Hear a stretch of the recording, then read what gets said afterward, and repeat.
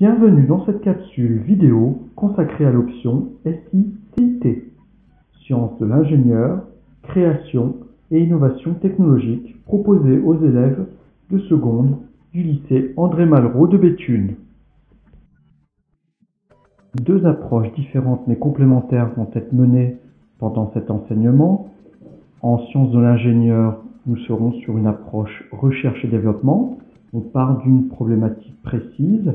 En nous appuyant des sciences, nous allons mener des activités expérimentales jusqu'à développer notre support expérimental pour répondre à cette problématique. Nous mènerons une démarche scientifique.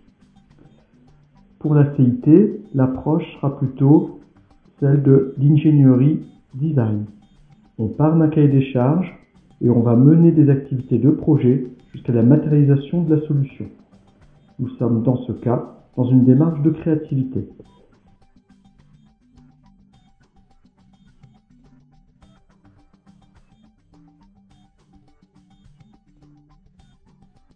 En ce moment, en sciences d'ingénieur, on travaille sur les voitures autonomes et aussi guidées. On essaie de les faire suivre une ligne avec les capteurs P14 et P13 sur la machine. Il y a aussi la carte microbit, c'est un peu le cerveau de l'appareil. Pour alimenter tout ça, il y a des piles. On peut aussi, ça sert à voir s'il tourne à droite ou à gauche, si il voit la ligne droite à gauche. Et on peut mettre le programme dans la carte microbit grâce au PC. Et c'est comme une commande Scratch, mais Manplus, où il y a plein de choses à faire. On peut aussi marquer sur l'appareil des symboles, aussi mettre de la musique. Et en ce moment, on essaie de faire suivre un parcours.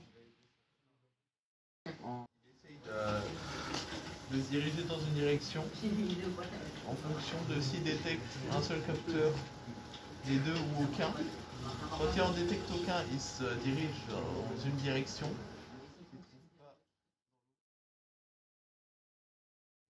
Donc là, on a construit une voiture motorisée, plutôt un robot de toutes pièces.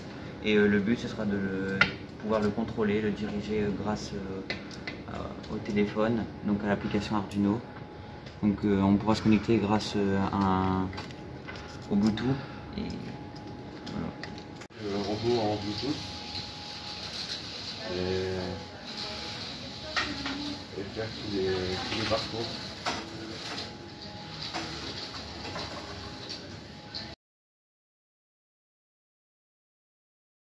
Je suis un élève de seconde 6 ayant pris cette option à SI-CIT. Le premier projet qu'on a réalisé cette année, c'est une serre connectée où on a dû gérer la ventilation, l'humidification de la serre ainsi que l'éclairage, présente ici sous des LED. Faire semblant qu'il y ait moins de luminosité, voilà.